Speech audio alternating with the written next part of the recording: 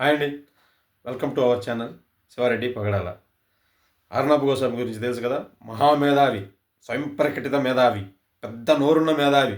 ఎవరైనా సరే ఆ ఛానల్లో పొర్రపాటు నోరు జారినారంటే ఇంకా ఆయన బాగా ఊదే బీజేపీ యొక్క దరిద్రాన్ని అంతా తీసుకొచ్చి వాళ్ళ తప్పులన్నీ గప్పిపుచ్చి నేషనల్ లెవెల్లో వీళ్ళని హైలైట్ చేయగలిగేంత మేధావి. చూసుకుంటే 2014 ఎప్పుడో ఆ టైంలో ఒకసారి రాహుల్ గాంధీ వచ్చి ఉమెన్ ఎంపవర్మెంట్ గురించి మాట్లాడాడు.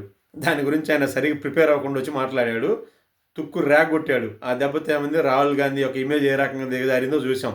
అట్లా కాకుండా నిన్న మొన్న ఇండిగో సమస్య జరిగింది. సరే, ఇండిగో సమస్య కేంద్ర ప్రభుత్వంతో పాటు ఆ శాఖలో ఉండే మంత్రులు అందరు బాధ్యత వహించాలా. కానీ ఈ మేధావితనాన్ని అంతా వాడి ఏం చేశాడో చూసాంగా. ఆ టీడీపీ వాళ్ళు వాళ్ళ పీఆర్ ఎండల్ చేసిన భజన వల్ల, అతి వల్ల నారా లోకేష్ ఏదో దాంతో వార్ రూమ్లో కూర్చొని సెట్ చేస్తున్నట్టు మాట్లాడటం వల్ల పాయింట్ చెక్కింది. తుప్పు ర్యాగొట్టాడు వాళ్ళది. బీజేపీలో ఉన్న లోపాలన్నీ కప్పిపుచ్చి దాన్ని టీడీపీ మీదకి మలిపాడు. నేను కాదనలేదు, అక్కడ టీడీపీ మంచి పని చేసిందని నేను వాళ్ళ నాయకులు మంచి పని చేసినారని నేను సమర్థించట్లేదు.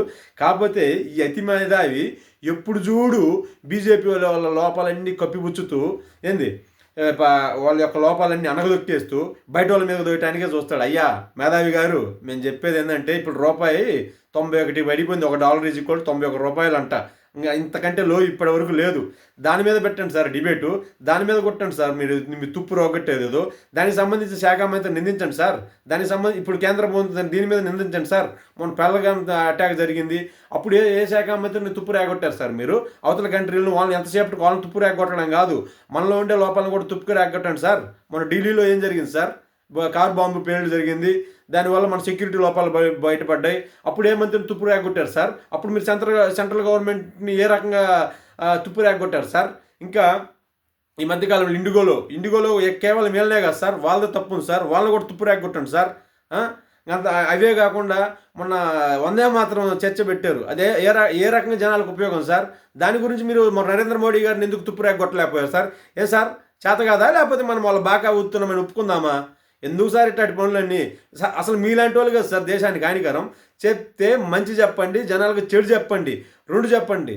లేకపోతే పొద్దుగూకులు ఒకళ్ళ బాగా ఊదుకుంటా జనాలను అయితే మోసం చేయొద్దు మీరు. అర్థమైందా? నేను ఇక్కడ బీజేపీకి వ్యతిరేకంగా మాట్లాడట్లేదు, నిజాలు మాట్లాడుతున్నాను. బీజేపీ గవర్నమెంట్ తప్పులు చేయట్లేదా? ఎంతమంది బీజేపీ గవర్నమెంట్లో మధ్యతరగతి వాళ్ళు కానీ లోయర్ మిడిల్ క్లాస్ వాళ్ళు కానీ ఇబ్బంది పడట్లేదు? అసలు నేను గ్రాడ్యుయేట్ అయినట్టు నాకే అదాని గురించి తెలియదండి. 2014 దాకా ఈ 10 ఏళ్లలో ఆయనకి అన్ని లక్షల కోట్లు ఎట్లా వచ్చినాయండి? కార్పొరేట్లకు దోచిపెట్టట్లా వీళ్ళు మాత్రం? చెప్పండి, వీటన్నిటి గురించి ఎందుకు మాట్లాడరు సార్ మీరు? వీటన్నిటి గురించి ఎందుకు తుప్పు రేగొట్టరు సార్ మీరు? మేధావి గారు, మీకేనండి చెప్పేది. అదే చెప్తాంది, ప్రజల తరపున మాట్లాడండి సార్. మంచి చెడు అన్ని ప్రజలకు నిజాలు చెప్పండి సార్.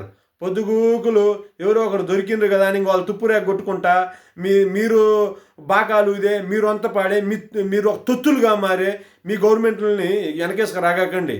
తప్పు ప్రతిపక్షాలు చేసినా నిందించండి, తప్పు అధికార పక్షాలు చేసినా నిందించండి.